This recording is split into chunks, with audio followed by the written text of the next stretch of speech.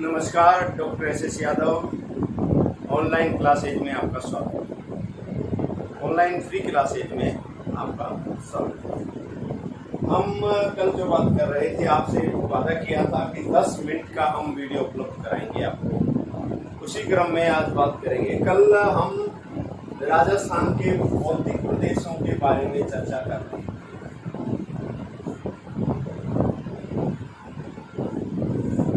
राजस्थान के भौतिक प्रदेशों को हमने 4 भागों में बांटा था। पश्चिमी रेतीला प्रदेश,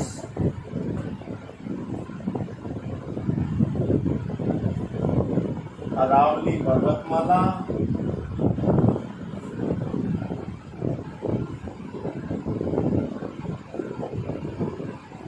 तीसरा पूर्वी मैदानी प्रदेश,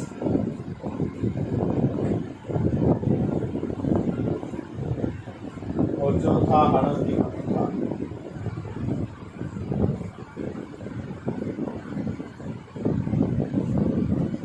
इन 4 भागों का अगर भौतिक प्रदेश किसे कहते हैं, पहले तो ये बात करें। एक क्षेत्र विशेष की भौतिक विशेषताओं वाले, यानी एक डिफरेंट भौतिक विशेषताओं वाले क्षेत्र को भौतिक प्रदेश कहते हैं। यानी एक जैसी भौतिक दशाओं वाले क्षेत्र को, ये एक जैसी भौतिक दशाओं वाला क्षेत्र है, इसलिए ये पश्चिमी रेतीला प्रदेश। ये एक जैसी भौतिक दशाओं वाला क्षेत्र है, इसलिए अरावली पर्वतमाला क्षेत्र है। ये एक जैसी भौतिक दशाओं वाला क्षेत्र है, इसलिए पूर्वी मैदानी क्षेत्र है। ये एक जैसी भौतिक दशाओं वाला पठारी क्षेत्र है, इसलिए ये अरावली पठारी। तो एक जैसी भौतिक दशाओं वाले क्षेत्र को भौतिक प्रदेश कहते हैं। ये तो जनरल बात, तीसरी क्लास। अब जो मूल बात हम करने जा रहे हैं वो है कि भौतिक प्रदेश की हिस्ट्री क्या है, यानी किसने भौतिक प्रदेश का विभाजन किया। सबसे पहले वीसी मिश्रा ने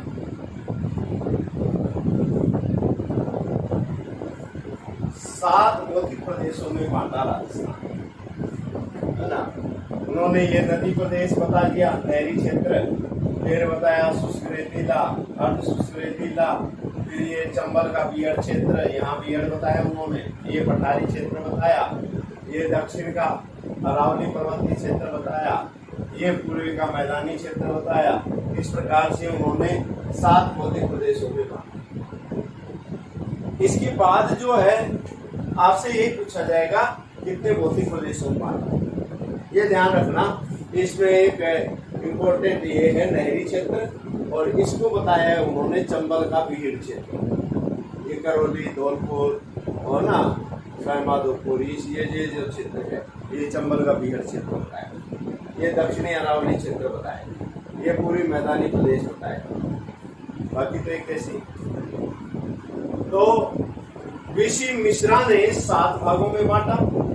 उसके बाद आ जाते हैं हम रामलोचन।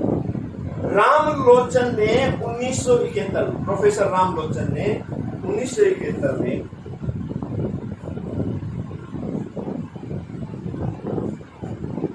दो बड़े भाग, 4 उपविभाग और 12 लघु विभाग,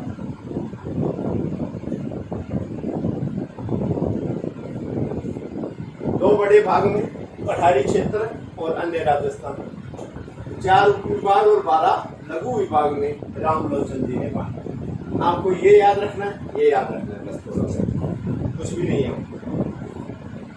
इनको ज्यादा रट्टा मारने की, ज्यादा गहराई में घुसने की जरूरत नहीं। इसके बाद आते हैं ये 4, ये सक्सेना व अन्य। ये हरिमोहन सक्सेना जी का बंटवारा है। सक्सेना जी ने राजस्थान को 4 भागों में बांटा है, और इस पर ज्यादातर भूगोलवेत्ता सहमत है।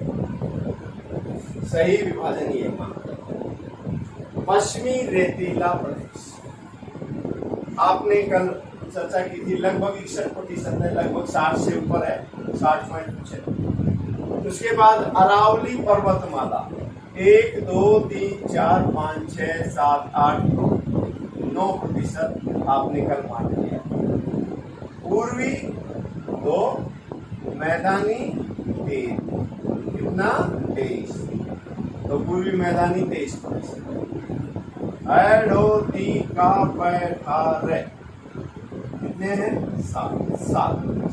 ये लो, आप 5 मिनट में आपने भौतिक प्रदेशों के क्षेत्रफल को याद कर लिया। कैसा 30, 9, 39, 61, 100, 100% हो गया। यानी कहने का तात्पर्य मेरा सिर्फ नहीं है आपसे कि ये जो क्षेत्र है, ये क्षेत्रफल, इसमें इसका उत्तर है, इसमें इसका उत्तर है, इसमें इसका उत्तर है। जब 4 में से 3 का उत्तर हमें उनके शब्दों में ही मिल जाता है तो हम क्यों फालतू, इसी के अंदर उत्तर है, क्वेश्चन के अंदर ही। जब भी अरावली पर्वतमाला पूछेगा, अरावली पर्वतमाला लिख कर तो देगा ना वो, अरावली पर्वतमाला, बस उसी को देख लेना है। आपको इतना ही मानना है कि अरावली पर्वतमाला में जितने अक्षर हैं उतना उसका क्षेत्रफल है।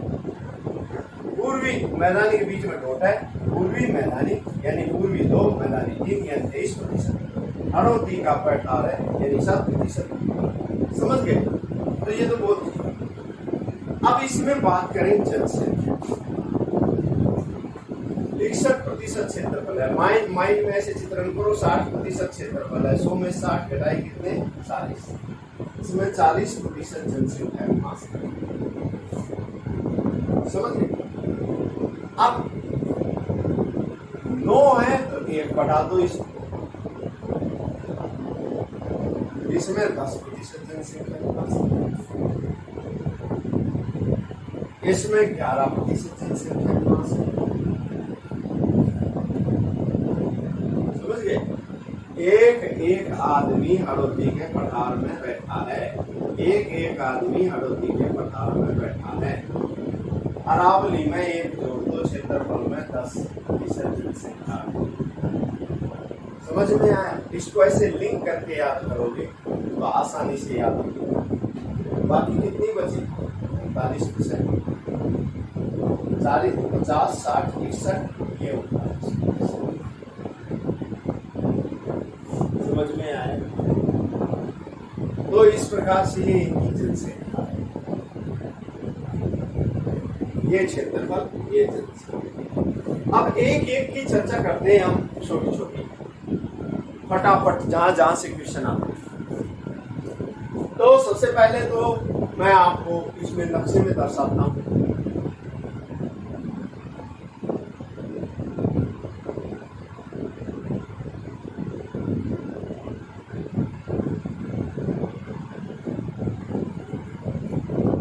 ये जो है ये अरावली पर्वतमाला है,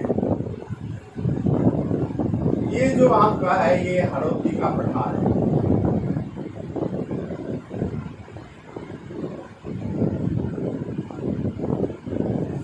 ये पूर्वी मैदानी प्रदेश है,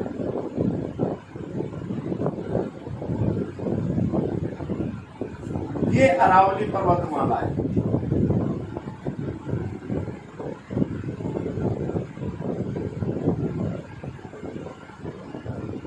और ये पश्चिमी रेतीला प्रदेश,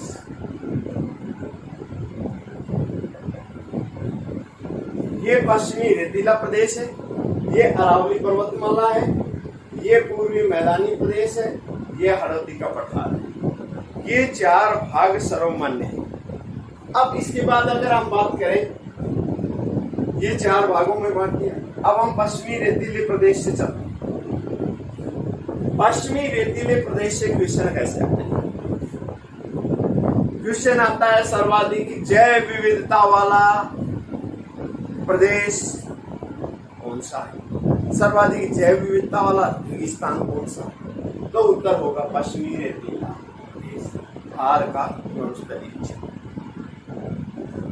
किसी भी दुनिया के किसी भी विश्व के सर्वाधिक जनसंख्या वाला जो रेगिस्तान है वो रेगिस्तान कौन सा है? बिहार का। यानी कि सर्वाधिक जनसंख्या जिस रेगिस्तान में निवास करती है वो रेगिस्तानी प्रदेश है बिहार का। अब इसमें 3-4 बातें और।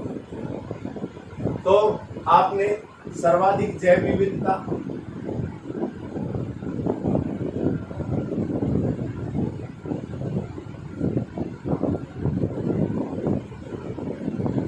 सर्वाधिक जैव विविधता वाला प्रदेश है और विश्व का सर्वाधिक जनसंख्या वाला मरुस्थल,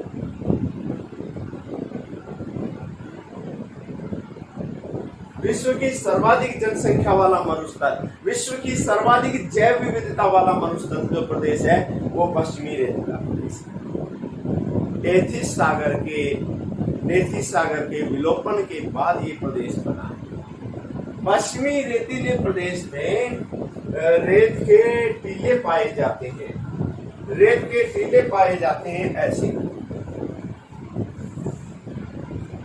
रेत के टीले पाए जाते हैं, इन रेत के टीलों को बालू का स्तूप कहा जाता है। इसको चाहे तो नोट कर लो, आप स्क्रीनशॉट ले लीजिए, मैं मिटाना चाहूंगा इसको।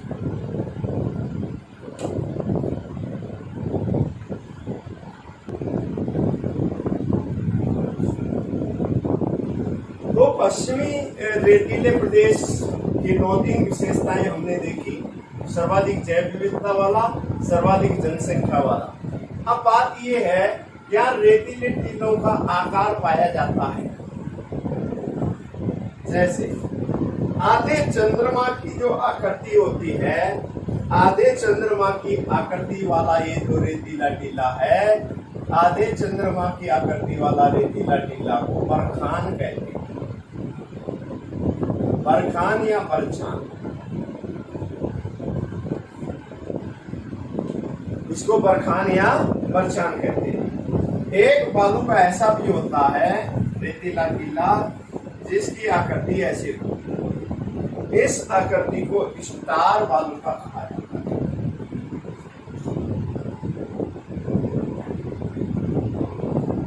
या तारा बालू,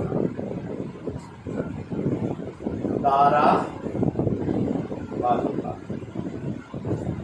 कुछ रेतीले टीले इस प्रकार से फैले हुए होते हैं, ऐसे, इसको कहा जाता है अनुप्रस्थ बालू का।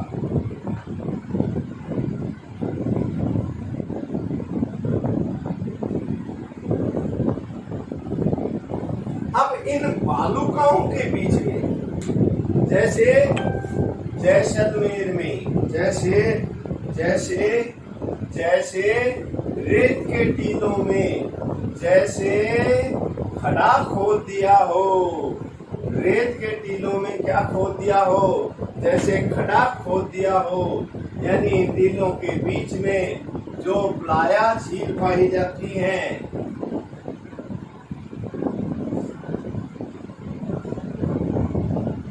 इन रेतीले टीलों के बीच में जो प्लाया झील पाई जाती हैं, इन प्लाया झील को खडीन कहते हैं। जैसे खड़ा खोद दिया हो, जैसे का मतलब है जैसलमेर में, यानी सबसे ज्यादा खडीन कहाँ पाई जाती हैं? जैसलमेर में। जैसलमेर में सर्वाधिक खडीन जो पाई जाती है वो कहाँ पाई जाती है? जैसलमेर में। सर्वाधिक प्लाया झील कहाँ पाई जाती है? जैसलमेर में। इसको खडीन कहते हैं। माइंड में चित्रण करना है कि जैसे खड़ा खोद दिया हो, यानी कि सर्वाधिक खडीन, सर्वाधिक प्लाया झील कहाँ पाई जाती हैं? जैसलमेर। अर्धचंद्राकार बालू का रेतीले टीलों को क्या कहते हैं? बरखान या बरछान कहते हैं। स्टार बालू का क्या करती है? अनुप्रस्थ बालू का क्या करती है? ये सारे क्वेश्चन आए थे। अर्धचंद्राकार रेतीला टीला तो बहुत बार आते। अर्धचंद्राकार बालू का स्तूप, बालू का स्तूप नाम होता है इनका। वैसे रेतीला टीला आप देसी भाषा में बोल सकते हैं। समझ गए? तो 4-5 चीजें आपने याद की। पश्चिमी रेतीला प्रदेश लगभग 61%, जनसंख्या लगभग 40%। ठीक है, 40% इसमें जनसंख्या निवास करती है, क्षेत्रफल इतना है। अर्धचंद्राकार रेतीले टीलों को बरखान या बरछान कहते हैं। प्लाया झील जो जैसलमेर में पल्लीवाल ब्राह्मणों ने बनाई उसको खडीन कहते हैं। स्टार वालुका पाए जाते हैं, अनुप्रस्थ वालुका पाए जाते हैं। और एक बहुत इंपॉर्टेंट बात है,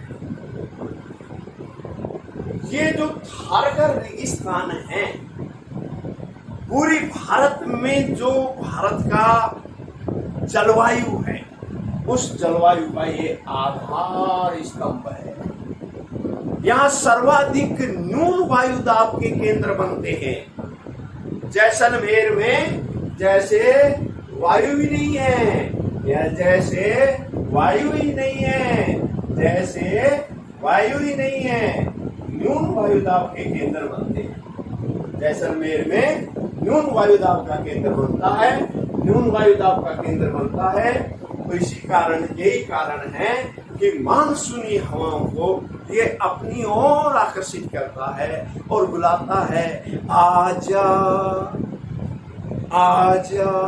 लेकिन क्या होता है भाई, मानसूनी हवाओं को अपनी ओर आकर्षित करता है, न्यून वायु दाब का केंद्र बनता है। समुद्र से हवाएं उठकर राजस्थान की तरफ आती हैं। समुद्र हमारे यहाँ है, ये है कौन सी, खंबात की खाड़ी, अरब सागर वाला।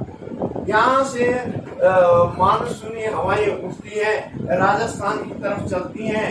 राजस्थान की तरफ ये जो अरावली पर्वतमाला है ये मानसूनी हवाओं के समानांतर है, बराबर बराबर चल रही है। अब ये जो दीवार है ये मेरे को रोक नहीं पा रही है। ये देखो, ये मैं चल रहा हूँ, ये दीवार मेरे को रोक पा रही है क्या? नहीं रोक पा रही। ये दीवार मेरे को रोक पा रही है क्या? नहीं रोक पा रही। तो ऐसे ही अरावली पर्वतमाला मानसूनी हवाओं के समानांतर है।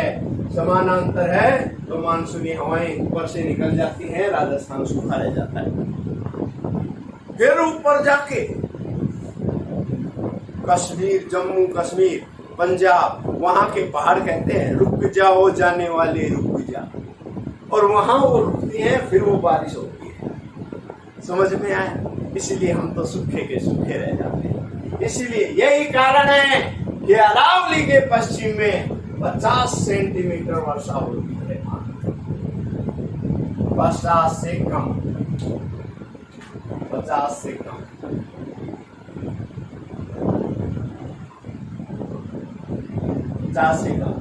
और अरावली पर्वतमाला महाजल विभाजक रेखा है, यानी अरावली पर्वतमाला बांट रही है, जल का विभाजन कर रही है।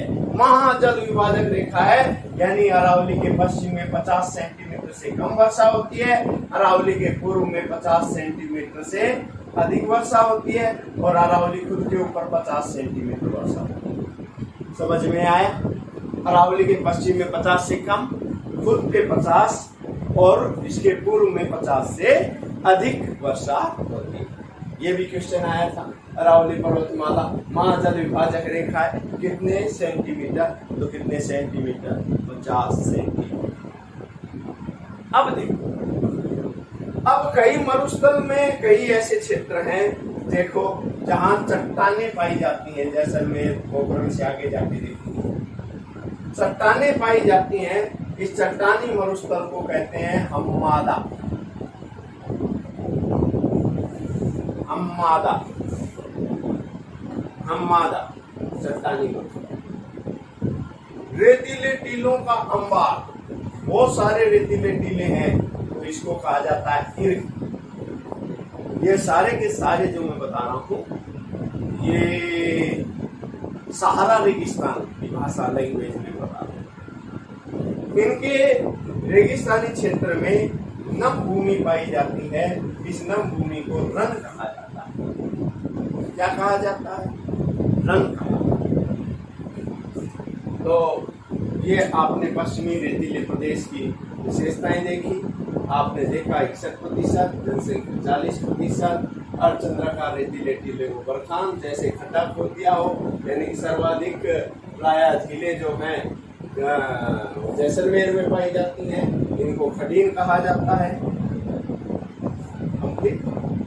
चलिए अब बात करते हैं विश्व की। मैं मूल चीज पढ़ा रहा हूँ, डिटेल नहीं बता रहा। इम्पोर्टेंट पे हम चल रहे हैं। अब ये साफ कर दो, अगर स्क्रीनशॉट लेना चाहे तो ले लीजिए। साफ कर देता हूँ।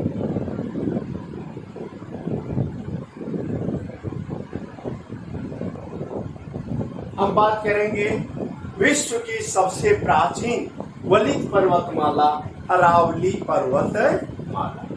अरावली पर्वतमाला का अगर बात करें हम, अरावली पर्वतमाला कैसे गिना था हमने? 1 2 3 4 5 6 7 8 9% क्षेत्र प्लस 1 बराबर 10% जनसंख्या।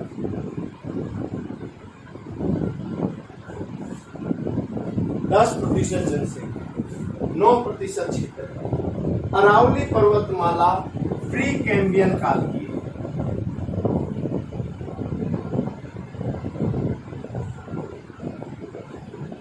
अरावली पर्वतमाला प्री कैम्बियन काल की है। वर्तमान स्वरूप कैसा है?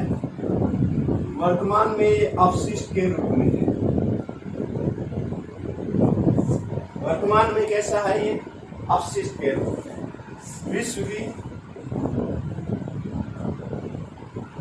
सबसे प्राचीन वलित पर्वतमाला, विश्व की सबसे प्राचीन वलित पर्वतमाला है अरावली पर्वतमाला। 10% जनसंख्या निवास करती है। अरब सागर से उठने वाली मानसूनी हवाओं के ये समानांतर है।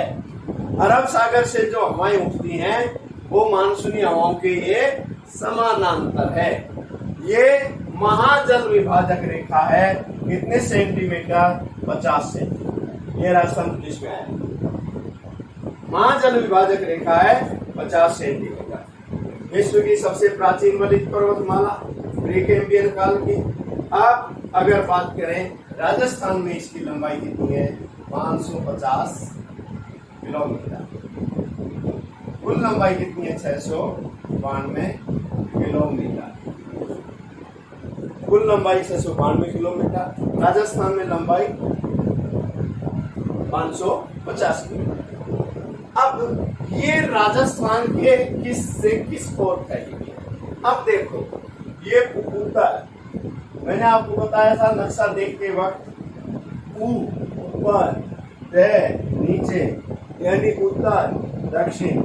आप नक्शे की तरफ यूं सिर करोगे उत्तर, यूं सिर करोगे दक्षिण, राइट हैंड लोगे पूर्व, लेफ्ट हैंड लोगे पश्चिम। ये नक्शा देखने की सबसे अच्छी टेक्निक है। ये देखिए उत्तर दक्षिण पूर्व पश्चिम, ये उत्तर दक्षिण पूर्व पश्चिम। अब ये किसमें है? इसकी दिशा देखिए, आप देखिए ये क्या है? दक्षिण और पश्चिम। ये दक्षिण पश्चिम से किधर जा रही है? ये पूर्व और ये उत्तर। या तो उत्तर पूर्व से दक्षिण पश्चिम या दक्षिण पश्चिम से उत्तर पूर्व की ओर जा रही है। ये क्वेश्चन भी आता है। ये अरावली पर्वतमाला इधर है तो आप देखिए, ये उत्तर है, ये पूर्व है। उत्तर पूर्व से दक्षिण पश्चिम, ये बीच की दिशा में जा रही है। उत्तर पूर्व से दक्षिण पश्चिम की ओर अरावली पर्वतमाला है, या दक्षिण पश्चिम से उत्तर पूर्व की ओर फैली। दक्षिण पश्चिम से उत्तर पूर्व की ओर फैली। ये देखो ना, ये उत्तर है, ये पूर्व है। ये बीच का क्या हो गया? उत्तर, बीच की दिशा उत्तर पूर्व है। ये दक्षिण है, ये पश्चिम है। बीच की दिशा क्या होगी? दक्षिण। तो दक्षिण पश्चिम से उत्तर पूर्व की ओर। अब अरावली पर्वतमाला में जो वर्तमान में आ रहे हैं क्वेश्चन, उन पे बात चर्चा कर लेंगे। एक तो अरावली पर्वतमाला की चोटियों ने बड़ा परेशान कर रखा है, लेकिन आप 5 मिनट में आप सारी चोटियां याद कर लोगे। आप अपने बच्चों को पढ़ा देना, ये मेरी गारंटी है। आपके पोते तक नहीं भूलेंगे अगर आप माइंड में चित्रण करके याद करोगे। दूसरे, अरावली के दर्रे, कौन सा दर्रा? तो आपको माइंड में चित्रण करना है। अरावली पर्वतमाला उत्तर पूर्व से दक्षिण पश्चिम की ओर जा रही है। अरावली पर्वतमाला प्रीकैम्बियन काल की है, वर्तमान अवशिष्ट के रूप में है, विश्व की सबसे प्राचीन वलित पर्वतमाला है। राजस्थान में लंबाई 550 सेंटीमीटर है। वर्षा कितने सेंटीमीटर होती है इसका? 50 सेंटीमीटर। इसके पश्चिम में कितनी? 50 से कम। इसके पूर्व में 50 से अधिक। इसलिए अरावली पर्वतमाला महाजल विभाजक रेखा है। क्लियर? याद हुआ कि नहीं हुआ? ठीक है, हो गया, बहुत अच्छी बात। आगे चलते हैं।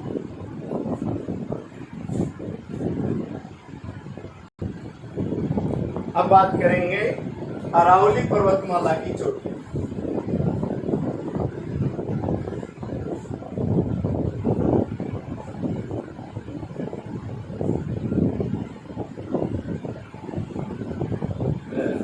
चोटियां सर्वोच्च से लेकर निम्न तक, ऐसे नीचे तक आई है ना। आप थोड़ा सा चित्रण करोगे तो क्या होगा? यानी आप गुरु की गाय चराने गए हुए हो और आपके साथ रघु भी गया हुआ है, रघु रोकड़ा, और रघु ने गुरु की गाय घुमा दी है। तो आप कुछ अचल संपत्ति दोगे या नहीं दोगे गुरु? नहीं तो गुरु पिटाई करेगा, गुरु शिक्षा नहीं देगा। आप गुरु द्रोणाचार्य के शिष्य हो, माइंड में चित्रण करो, उठपटांग खूब करते रहते हो, ऐसे चित्रण करो। गुरु से तेज अचल, गुरु से तेज अचल रघु ने गोमा खोदी। गुरु से तेज अचल रघु ने गोमा खोदी। गुरु से तेज अचल रघु ने गोमा खोदी।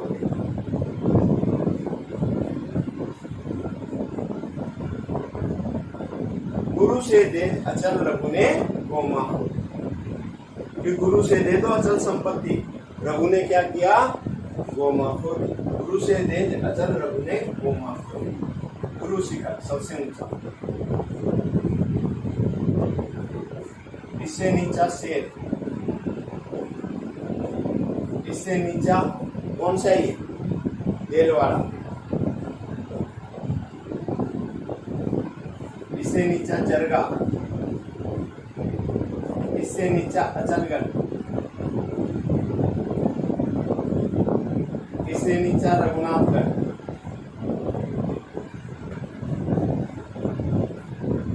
इससे नीचा गोराम जी,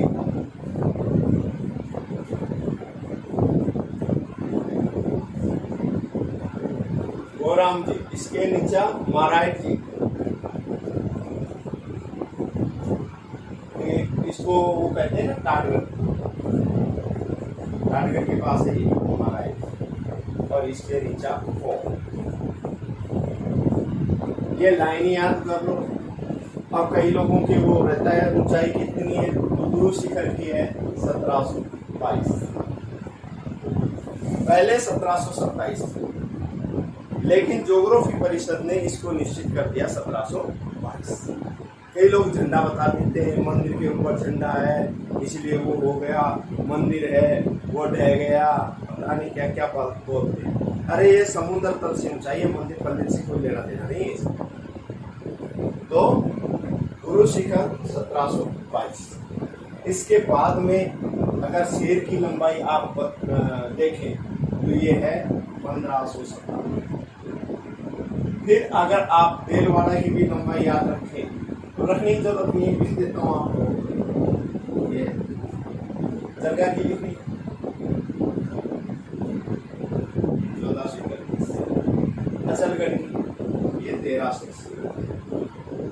फिर रघुनाथगढ़ की अगर हम बात करें तो 1000, रघु बाबा के पास 10-10, 5-5। ये 934, ये 933, और खो की बात करें तो 920। तो आप माइंड में चित्रण करना है, इनको याद ना करो, करो तो करो, ना करो तो कोई दिक्कत नहीं है ना। मीटर में है ये ध्यान रखना है, समुद्र तल से ऊंचाई है ये, और कोई झंडे फंडे का जिक्र मत कर लेना माइंड में, फिर पहले झंडा था फिर टूट गया, पहले 1722 थी फिर 1727 हो गए, झंडा फंडा का ऐसी ऊंचाई ऊंचाई ऐसी नहीं होती है, ये समुद्र तल से। ओके, तो गुरु शिखर 1722, शेर 1597, देलवाड़ा 1442, जरगा 1431, अचरगढ़